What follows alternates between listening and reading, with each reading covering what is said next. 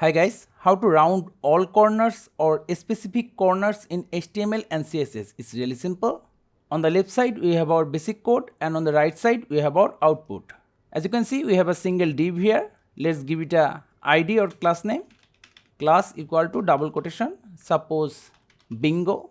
Then inside the style section call for the class dot bingo, opening brace, closing brace, give it some space, suppose width 100% and height 150 pixel, color suppose gray. So this is what we have so far. To round all corners we need to write border dash radius clone suppose 30 pixel and we are done. Save, reload. See, all of the corners are round.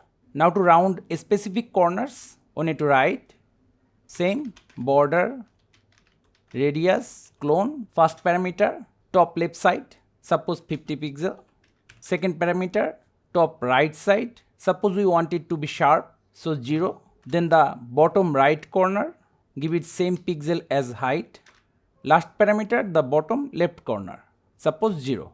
Now only this corner and this corner will be round. So save, reload. See, it's really that simple. So thank you guys for watching. Have a good day.